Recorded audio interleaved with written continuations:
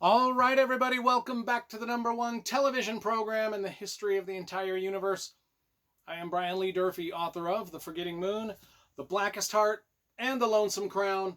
All three books published by Simon & Schuster's Saga Press. Today I'm going to be reviewing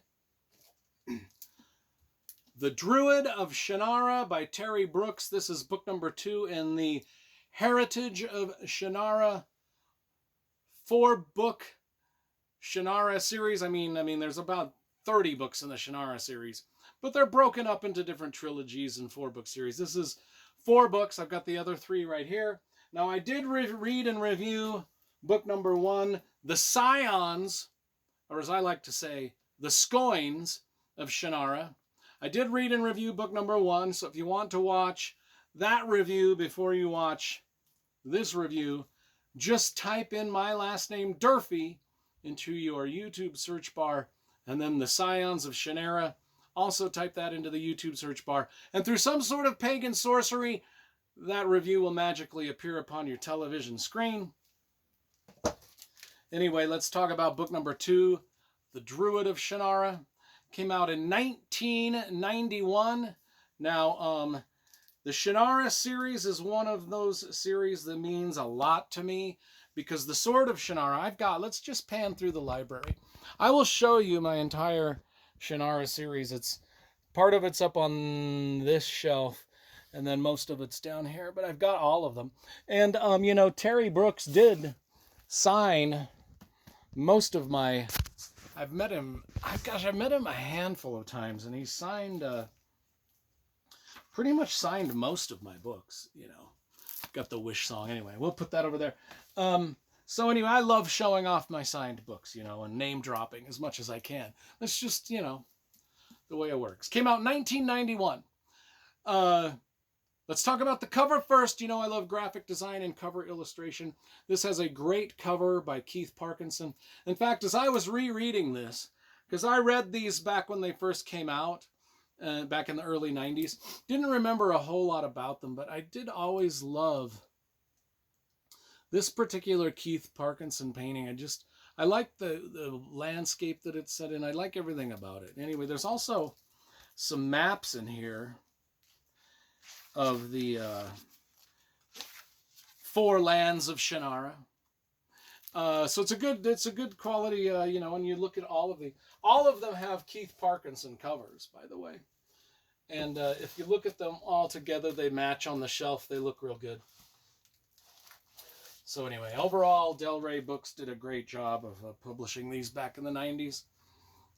Anyway, so this is the first Shannara book. The Shannara books were set in sort of this medieval esque Great Britain sort of English kind of medieval setting, and we all kind of knew that as we read through the first 3 or 4 Shannara books, but we also knew that it was kind of like maybe like a future Earth, like maybe some sort of apocalyptical event destroyed Earth and left everybody sort of in this medieval setting. And through the first few books, we got little hints and pieces of maybe what the Earth was like in the past, cities, technology, things like just little hints in the other books, just little tiny hints. This is the first book in the Shannara series that really kind of explores the post-apocalyptical Earth side of the Shannara universe and world building of any of the books. This is the first one where we really get to see the characters interact with not necessarily the medieval knights in shining armor, sword and sorcery type stuff, but they kind of stumbling into some of that post-apocalyptical cityscape that once might have existed in the Shannara universe as Terry Brooks has unfolded. Now that there's 30 or 40 Shannara books out there, he's of course explored all angles of this. But back in 91, this was the first book that kind of did this. This book, though, is boiled down to, as are most of the Shannara books, just a high epic quest novel. It's the search for the Stone King and the Black Elf Stone, which kind of started in book number 1 over here. But now it takes place, the 4 books are kind of set up. We've got like 3 sort of diverging quests going on at the same time. And if I recall right, well, the first book was about a set of characters doing a quest. This book is about a separate set of characters doing a quest, but they all kind of intermingle. The third book, The Elf Queen of Shannara, is the third set of characters. And then in the 4th book, it all ties together, if I recall correctly. But this one is got this characters of Walker Bow. He puts together this quest to adventure north with a small group of people to search for the Stone King and the Black Elf Stone, which leads them into these crazy landscapes where that I mentioned before. The Walker Bow, Morgan Lay, Pay L, Quickening, and Horner Dees, those are the 5 questers. Morgan Lay, he's, of course, of the House of Lay. There's always a character from the House of Lay in the Shannara books. He has the magic sword of Lay, but it has been broken. Now, Walker Bow has 1 arm. You can kind of see it in the... it's kind of a stone arm. It's like a stone arm that's been busted off. Anyway, he's got 1 good arm, another made of stone. And he can no longer summon his own magic. Quickening is the other character. She's the female in the adventuring group. She's actually a spirit woman who's been summoned forth by the Druids.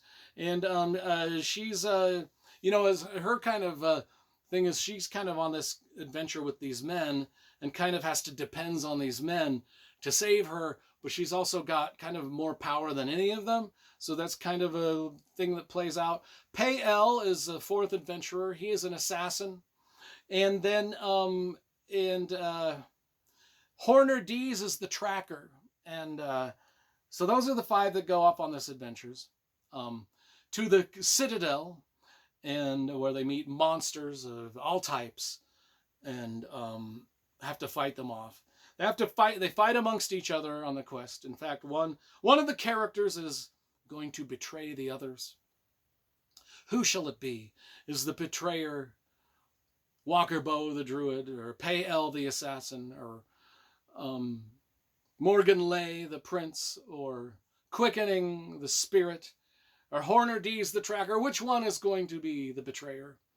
And that's kind of, it's just a magnificent adventure. I actually was surprised, literally surprised at how much I loved rereading this. And I kind of remembered, because I read it back in 91 when it first came out, I kind of remembered somewhat of what was going on in the story. I had a vague, but I was surprised at how much I'd forgotten and how much of that stuff I'd forgotten. I so enjoyed reading again. So I am going to give this book a solid 9.5 out of 10. It's just a magnificent, fantasy novel with everything you love about fantasy is in these Shannara novels. I can't say that enough. Terry Brooks, one of my favorite fantasy writers. The Druid of Shannara, 9.5 out of 10.